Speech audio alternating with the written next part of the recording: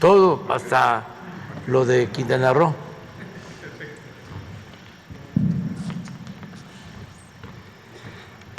Con mucho gusto, Sandra.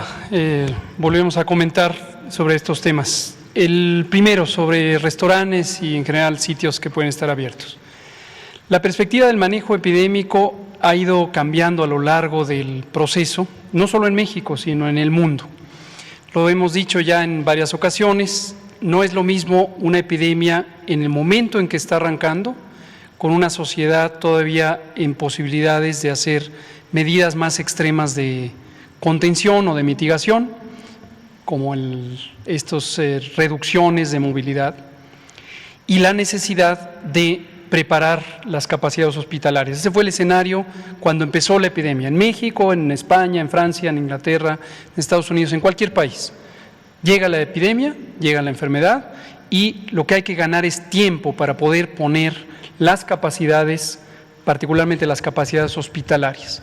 En países que teníamos muy deteriorado el sistema de salud, es el caso de México al arranque de la epidemia, lo hemos comentado también mucho, era indispensable tener una mitigación inmediata, lograr aplanar la curva, de lo que se habló muchísimo durante 2020, para que nos diera tiempo de adquirir los ventiladores, todo el material, entrenar a los médicos, que teníamos un déficit enorme, contratamos más de 50,000 personas, etcétera.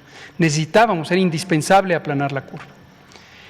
18 o 17 meses después del inicio de la epidemia, tenemos un escenario sustancialmente diferente. En primer lugar, tenemos ya aprendido una serie de lecciones que la propia epidemia nos ha dejado. Hemos logrado tener un protocolo de reconversión hospitalaria ya muy establecido. Desde julio de 2020 publicamos el lineamiento y sigue en actualización cuando es necesario. Desde luego compramos los distintos materiales, equipos, los ventiladores, se entrenaron a unidades de atención, etcétera. Y hoy la posibilidad de reactivar a esos hospitales, a esas unidades, es sustancialmente más eficiente. Eso no quita la necesidad de hacer medidas de mitigación, de reducir el riesgo, pero desde luego nos pone en una situación mucho más conveniente. Por el otro lado, tenemos una sociedad, desde luego, cansada, fatigada de tener estos largos meses de epidemia. Lo que uno le puede pedir a la sociedad en términos de reducción de la movilidad no es lo mismo hoy a lo que era en febrero de 2020. Tratar de forzar la situación cuando ha habido importantes efectos en la vida pública, económicos, sobre todo para las familias que tienen mayor escasez de recursos. No olvidemos que más de la mitad de la población de México vive en condiciones de pobreza y no podemos forzar las cosas y que la gente siga sufriendo la adversidad social y económica. Tiene consecuencias económicas generales para el país y también no es conveniente forzarlo. Hay ámbitos específicos, se han destacado, el presidente los ha mencionado en particular, el de la educación pública, por las consecuencias que tiene sobre la juventud y la niñez el estar en este estado especial, anormal, de reclusión. Eso tiene consecuencias emocionales, psicosociales. Por todas esas razones, también el confinamiento no puede ser tan severo, tan estricto, como lo fue al inicio, cuando tuvimos la Jornada Nacional de Sana Distancia. Pongo todo esto en contexto para que usted, Sandra, y todo el mundo visualice cómo el balance entre confinar para reducir los contagios y desconfinar para evitar el daño social es un equilibrio continuamente en revisión, es un equilibrio dinámico.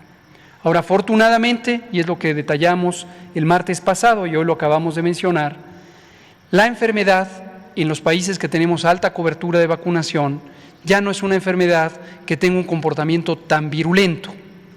Puede seguir causando enfermedad grave, que no haya duda, puede seguir causando la muerte, pero en la proporción de la sociedad que se ve afectada, afortunadamente ya no es tan grande, precisamente porque la mortalidad y la gravedad se redujeron como producto de la vacunación y una amplia cobertura en las personas de mayor riesgo. Usted pregunta, ¿hay lugares públicos que siguen abiertos? Sí, el confinamiento ya no va a implicar cierres absolutos como lo significó al inicio de la Jornada Nacional de Sana Distancia. Esto tiene que ver con algo que ha estado en la esfera pública, que es el tema del semáforo de riesgo COVID.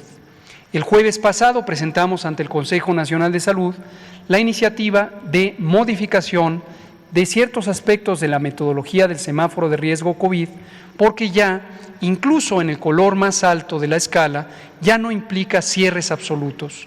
Y hay actividades públicas, en particular la educación, que no serán sujetas a cierre en el mismo contexto que fueron consideradas las actividades económicas esenciales cuando el confinamiento fue severo.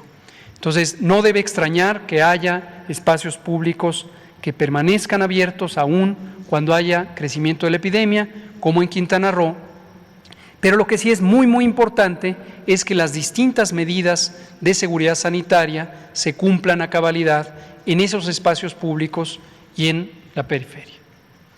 Me voy más rápidamente con las otras preguntas porque son bastante claras, la respuesta es directa. Paroxetina es un fármaco